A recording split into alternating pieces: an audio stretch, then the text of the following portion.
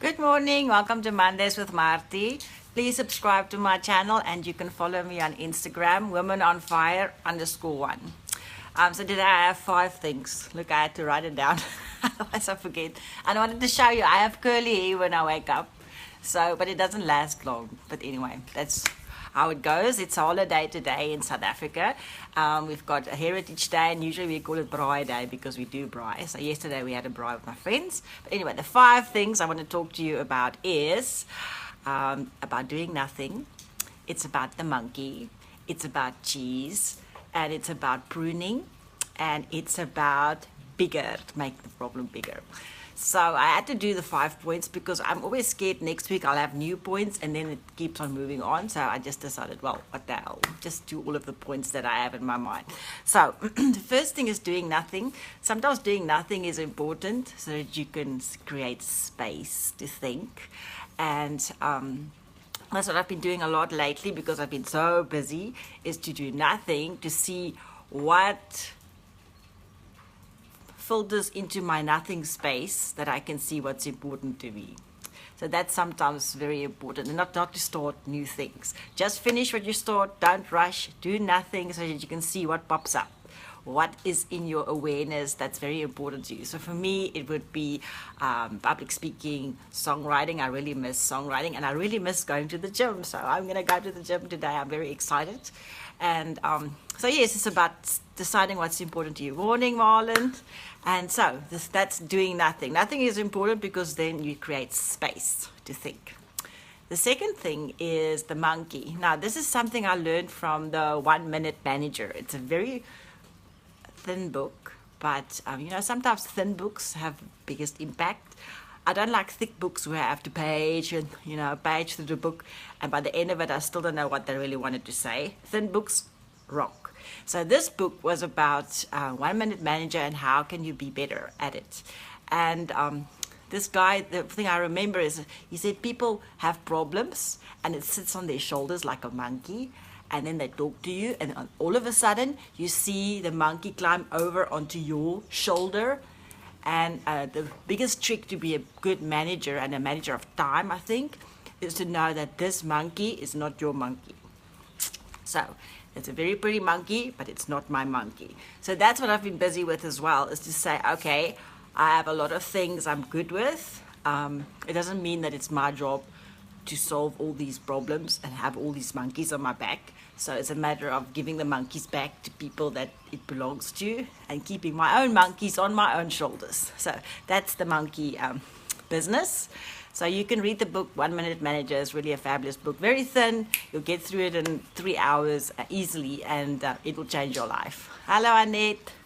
And then the third thing is the cheese. Who moved my cheese? Now, I was reading up on the demographics of Stellenbosch and how the picture have changed. There's a lot less jobs in agriculture. So what this means is a lot of people living on farms in houses, but they have no income at all. So they're actually very poor. And the challenge with this is, it's like in Who Moved My Cheese, the book, also a very thin book that says, people think, oh, somebody moved my cheese, all the opportunities that's left. But the thing is, you have to be aware of what's going on in your environment so that you can be prepared to act on it. So if agriculture doesn't have a lot of jobs anymore, you have to start upskilling yourself so that you can do something else. So I think that's the challenge, is to know that what you might be doing today might not work tomorrow, so that you can make sure that you have a transferable skill, or you can reapply your skills to another environment. So that's Who Moved My Cheese, to be on the lookout for new opportunities before you need the opportunity, so that you're aware. Don't just sit in your cubicle and do your job. Keep your eyes open. And then the fourth thing, I'm doing 5 things today. The fourth thing is pruning. I'm really busy with pruning at the moment. In the beginning of the year, you do your New Year's resolutions. Well, I started this time of the year already to say what I'm going to do and what I'm not going to do. So I always say, in the beginning, when I moved back to South Africa, I had a book, and I don't know what I did with the book. Little book with a mustard seed, and then it grows into a tree. It becomes a shelter for other people to rest in. And I still think that is very true. But to live it is like, okay, you start with nothing, a little bit, and you grow. But now, thank you very much for the tree. It's hard to live with a tree in the sense of trying to keep your focus. So I think that's when you have to start pruning and deciding what you're good at and what you're not good at and what you should focus on that will have the biggest impact. So for me, I was doing research on the demographics of Stellenbosch because I live here. I'm not moving anywhere. To see who lives here, what is their problems, what is their challenges, what keeps them up at night, so that when I do develop or focus on something, it can be in line with my life and my ability to make a ripple effect on the people around me. So pruning is important. You can't do everything for everybody. It's important to do your research and then to start slipping away on what you don't need and what will make you more streamlined. Because if you take everything with you, the boat will sink. But if you can streamline it a bit, you will be growing faster. So that's my goal. So please follow me on Instagram, because that's my goal this year, is to get 10,000 followers on Instagram. That's what I learned in Nashville.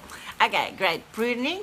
And the last thing is, if you have a problem, make it bigger. Now that sounds stupid, but if you have a small hump in the road, you ignore it, right? But if it's a big one, you go and you shovel it away, or a big rock, you shovel it away.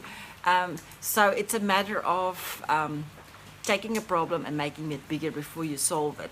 So yesterday I was speaking to a friend and she said, I have a wine walk that I have, and now I have a booking of 50 people, but I can only manage 10.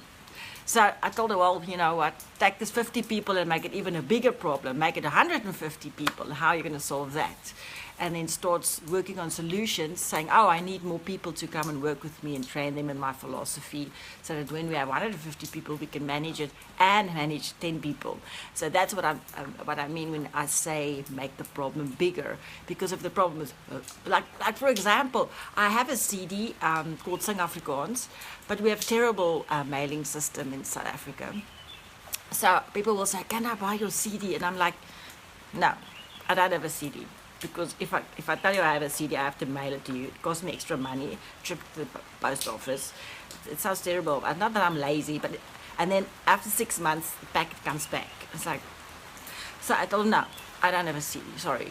So they said, oh, okay, I'll just download it from the internet.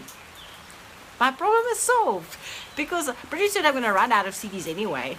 So to make the problem bigger is sometimes solve it in a new way that is more workable and more...